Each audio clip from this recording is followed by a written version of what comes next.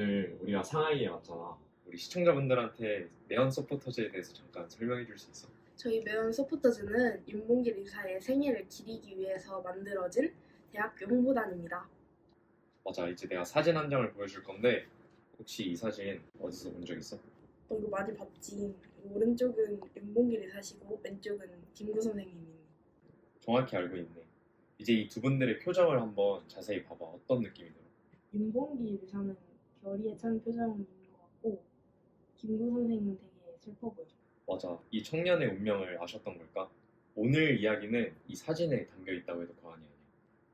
큰 뜻을 품고 먼 길을 나가는 이 청년, 그리고 이 청년을 슬픔에 빠진 채 바라봐야 했던 한 어른의 이야기야.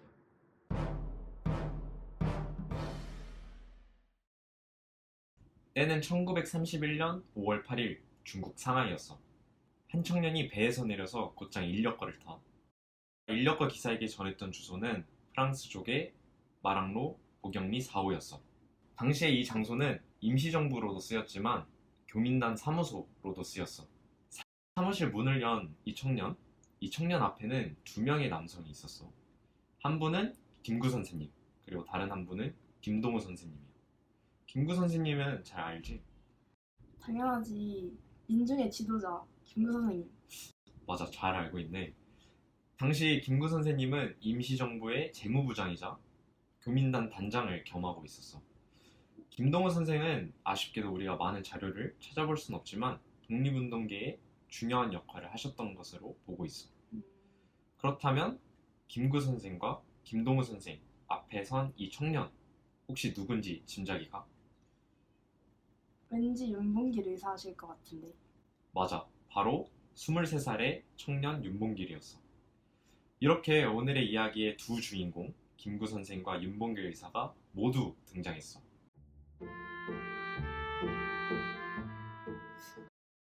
당시 국제 정세를 한번 살펴보자.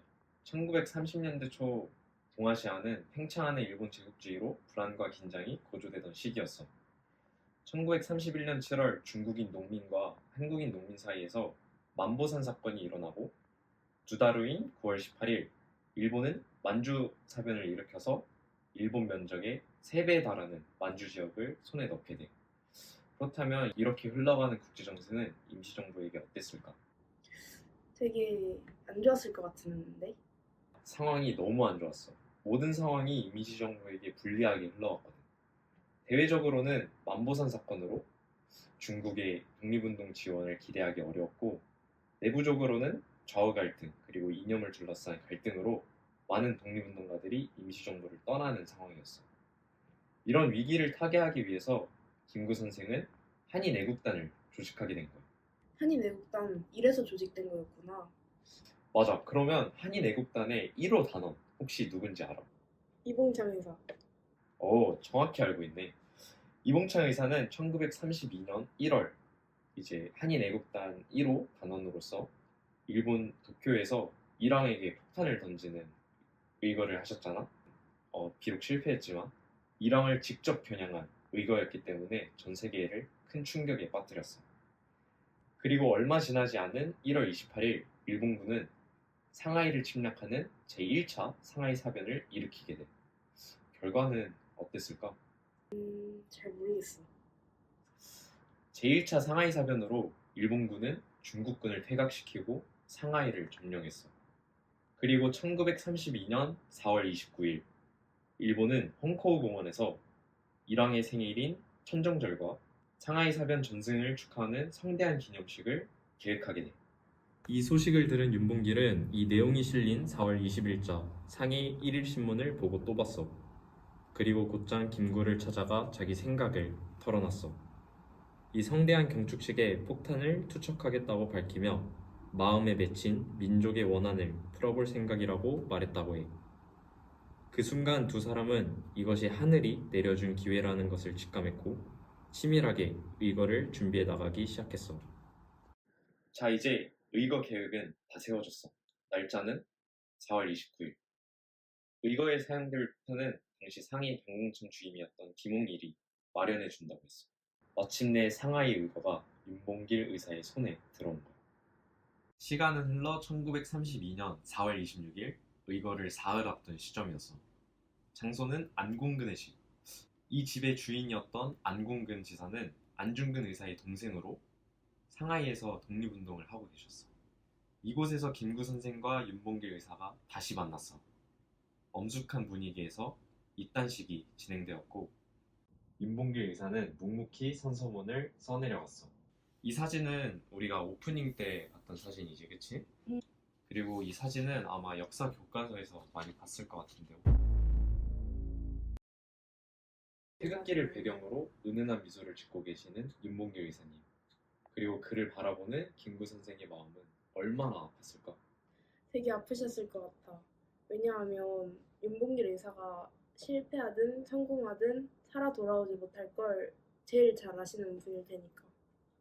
시간은 흘러 4월 28일 의거 하루 전이야.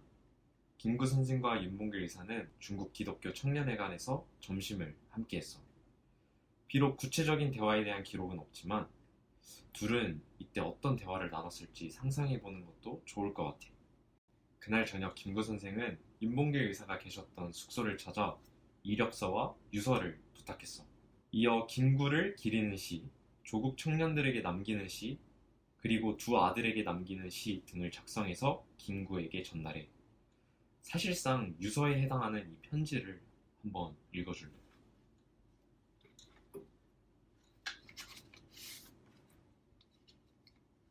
너도 피가 있고 뼈가 있다면 반드시 조선을 위하여 용감한 투사가 되어라. 태극기 깃발을 높이 드날리고 나의 빈 무덤 앞에 찾아와 한 잔 술을 부어 놓아라. 최후를 준비하는 이 청년의 나이 25살이었어. 1932년 4월 29일 흐린 날씨에 거사일이 밝았어. 끝을 향해 달려가는 시간, 윤봉길 의사는 과연 어떤 모습이었을까? 혹시 백범일지에 나와 있는 내용을 읽어줄 수 있어? 다음 날이 바로 4월 29일이었다. 새벽에 윤군과 같이 김해산의 집으로 가서 윤군과 함께 마지막으로 같이 앉아 아침밥을 먹으면서 윤군의 기색을 살펴보니 태연자약했다. 그치만 야속한 시간은 그들을 기다려주지 않았어.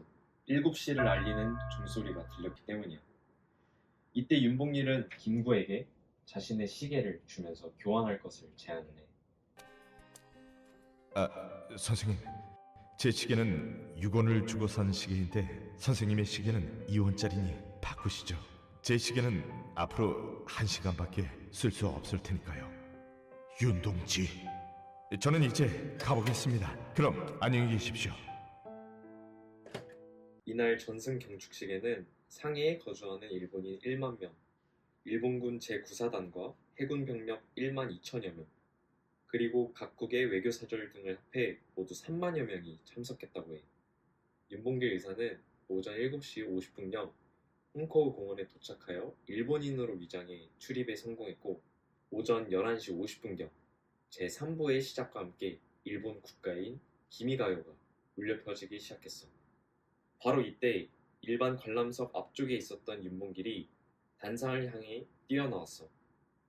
다음 행동은 무엇이었을까?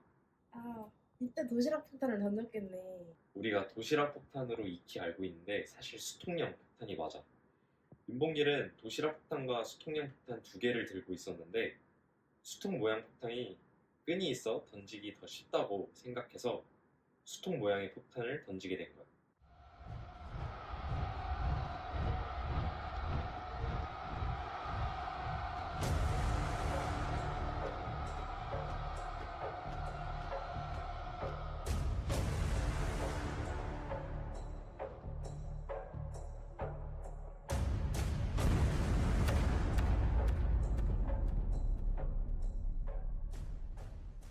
윤봉길 의사의 의거로 일본군 총사령관 시라카와 요시노리와 일본 거류민단장 가와바다 사다스구가 사망했고 일본군 핵심 지도부 5명도 중상을 입었어. 의거 직후 윤봉길 의사는 곧바로 체포되어 일본 제1헌병분대로 이송되었어. 제1헌병분대에서 윤봉길 의사는 무려 10시간 동안 신문을 받았고 일본 헌병은 그의 입을 열기 위해 가혹한 고문을 가했어. 이후 1932년 5월 25일 군법회의에서 사형을 선고받고 같은 해 11월 일본으로 이송되었어. 12월 19일 오전 형틀에 묶인 채 총살당하여 순국하셨어. 사형 직전에 마지막으로 할 말은 없냐는 질문에 사형은 이미 각오했으므로 하든 말할 바가 없다며 마지막까지도 담담한 태도를 보이셨다고 해. 그렇게 윤봉길 의사는 25살에 불꽃 같은 인생을 마감하게 되셨어. 오늘 우리가 이 사진을 시작으로 윤봉길 의사와 김구 선생의 마지막 여정을 함께 했는데 그날 이야기를 들은 오늘 당신의 생각이 궁금합니다.